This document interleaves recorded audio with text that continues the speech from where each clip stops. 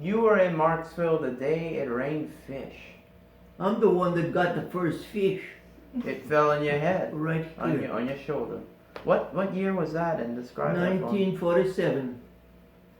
So it was like a tornado sucked up the fish from Spring Bayou? Or? Well, the reality of the story is that the biologists were so interested in what we had reported that they came and they assumed that, and it was in October. I was hanging clothes for my mother. It was October of 1947, and so they came and surveyed everything and all that.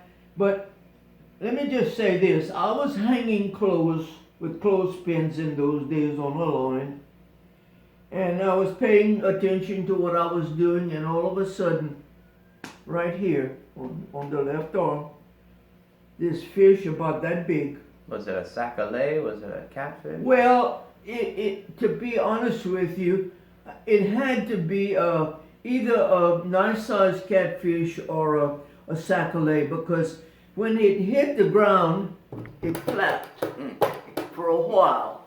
And I called my mother, and my sister said, the fish are falling, but I don't know from where. So people were running along Main Street, which is right in front of my house, and several professional men were going to work, and the fish were falling all around him.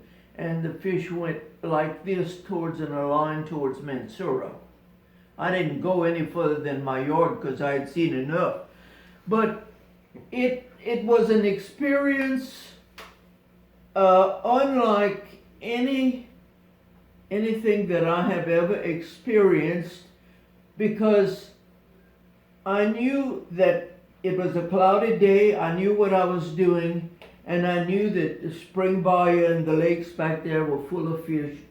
So it really didn't make me feel like it was the eighth wonder of the world. But anyway, when I looked down after a while, there were 5 or 6 fish all around my feet, and most of them were flapping. And that's the story of the fish. So the people were honking horns and screaming, the fish are falling. You know, I was about 2 blocks from the courthouse. So other people were passing and running to go see what was happening.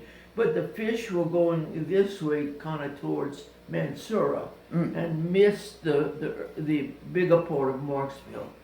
But it was an experience and a day unlike anything you would hope to see or expect.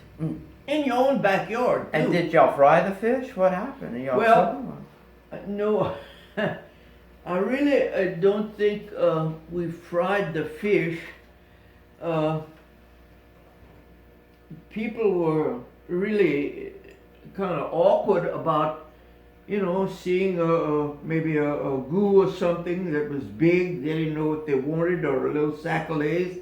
I was interested in the little sac-a-laits, and I picked up a few. I don't recall eating them, but for an experience, there are very few experiences like I experienced that day. And to follow up on that, within a month after it had happened, a film crew from England came down, and we had to do the whole thing over again for them to see how it had happened and just how it happened. And well, were they throwing fish at you off camera, or were they? They just threw fish at me until I'll get to that in just a minute. Oh, my apologies. So we had made some cakes and some coffee for them, so they enjoyed being at my house for several hours, and it was written up all over, and they'd send me the papers and all. So far as frying them, a lot of people fried them, and they told me they were just as fresh as they could be, which I can understand. They were falling from the sky. So the explanation from the biologist was that it was a turbulent day stirring up the waters back at Spring Bayou in the lakes, and an eddy picked up a whole bunch, and as it went without losing its power, it started dropping the fish. So, and that's the truth. Listen, I don't tell stories. I tell the truth.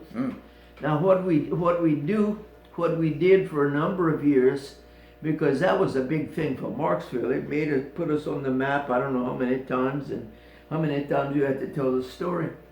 But in the month of October of every given year, for about 10 years after the fish fell, we'd get all of the children from the elementary school, and they'd all walk in a line, and they'd sit on the steps of the courthouse, and the ladies and the men would buy these baskets of rubber or plastic fish.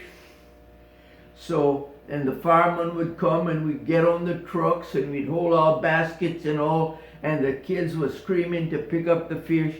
So at the word go, which was John Ed Laborde, I guess you've heard of him. Yeah. Well, anyway, John Ed pulled one on me. He got a big goo about that big, and he told one of his henchmen to hit me on the shoulder, and he did. He hit me on, and that thing stayed on the floor, and it was going like this, like this, like that, and the kids thought it was time to go pick up that fish. So anyway, that's one of the funnies about that, and we've had these celebrations as you've heard about, and Billy Bennett, the judge now, made a talk one night, and he says, the last thing I want to say is that Miss Eleanor still has frozen fish from 1947 and is willing to sell them.